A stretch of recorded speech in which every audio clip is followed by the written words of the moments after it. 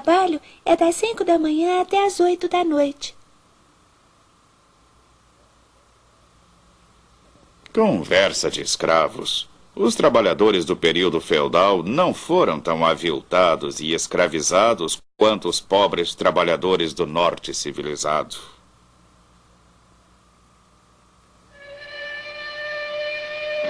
Os homens eram empregados nas minas de carvão para o serviço de escavação. Seus instrumentos de trabalho eram as picaretas e as pás. As mulheres e também as crianças eram encarregadas de arrastar a carga do carvão bruto de uma extremidade à outra através dos túneis subterrâneos.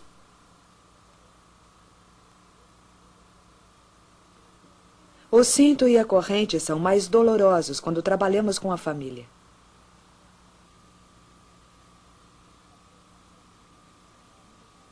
É comum as mulheres largarem a carga e caírem da escada.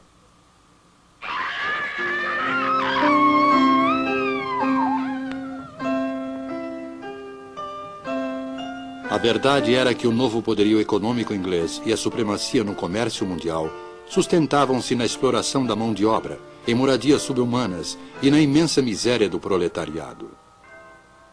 Era esta a civilização prometida pela máquina?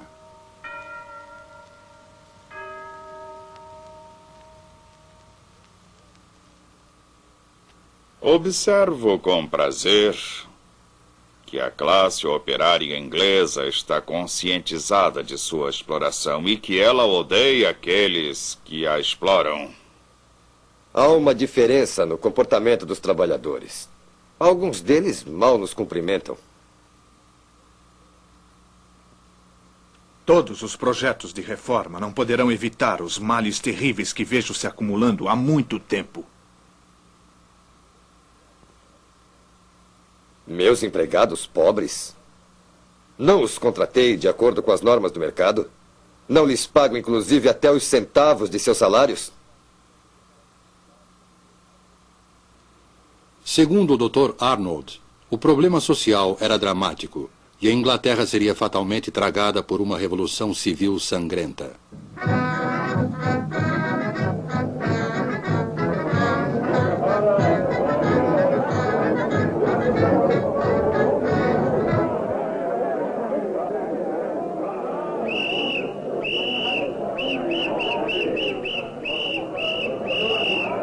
Apesar de todos os distúrbios e tumultos, os quais sempre ficaram limitados a determinadas áreas, a tão esperada e temida Revolução Sangrenta não aconteceu na Inglaterra como acontecera na França. E isso por dois motivos principais. O primeiro foi a reforma. Durante anos houve muito debate público pela reforma dos males sociais causados pela Revolução Industrial. Em 1842, o Parlamento aprovou a primeira de uma longa série de reformas. A Lei das Minas. Determinou que, a partir daquela data, o trabalho de mulheres e crianças menores de 10 anos nas minas de carvão estava proibido. Em 1847, a Lei das 10 Horas. A jornada de trabalho de mulheres e crianças na indústria têxtil não deveria ser superior a 10 horas.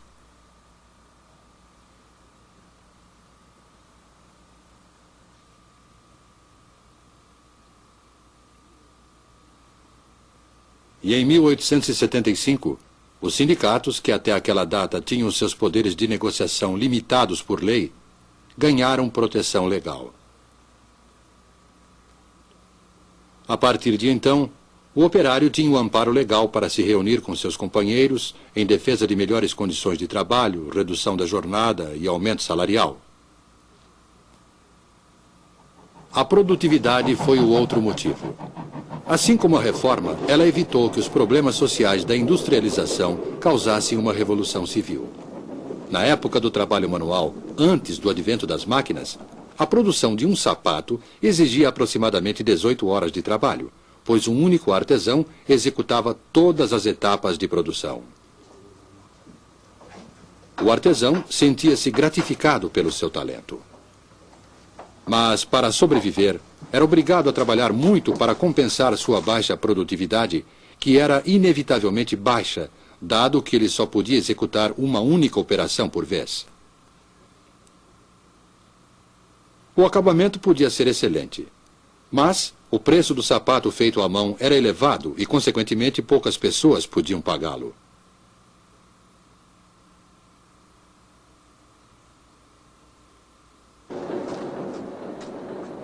Com o advento da máquina, a produtividade dos trabalhadores cresceu espantosamente.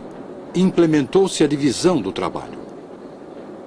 Do beneficiamento do couro até o produto acabado, cada operário executava somente uma operação, repetindo-a várias vezes. Desde que o couro estivesse beneficiado, um sapato podia ser produzido em menos de 20 minutos, ao invés de 18 horas exigidas pelo método artesanal.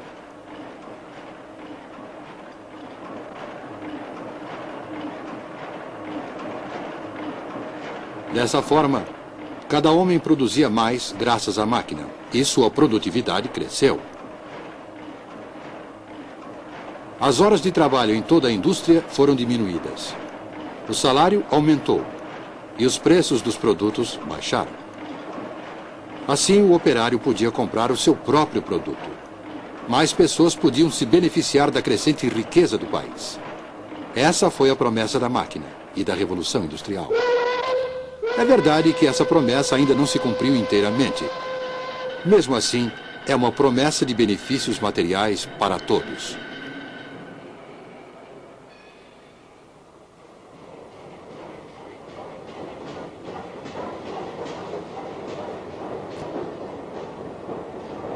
O século XIX, o século da Revolução Industrial, foi uma época de grandes realizações para a Inglaterra. Uma nação de economia agrícola, com uma grande manufatura de lã, transformou-se em uma nação industrial, de engenheiros, de minas de carvão, de empresas siderúrgicas e de fábricas. Essa transformação da economia causou muito sofrimento para a classe operária. Mas, por outro lado, em um período muito curto, a Inglaterra tornou-se o maior exportador de produtos. Ela era a fábrica do mundo.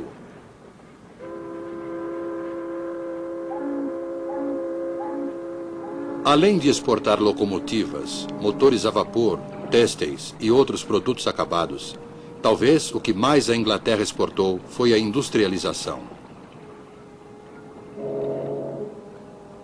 Dessa ilha separada da Europa pelo oceano, a Revolução Industrial se espalhou, levando para o mundo os grandes problemas, assim como os benefícios materiais da moderna civilização industrial.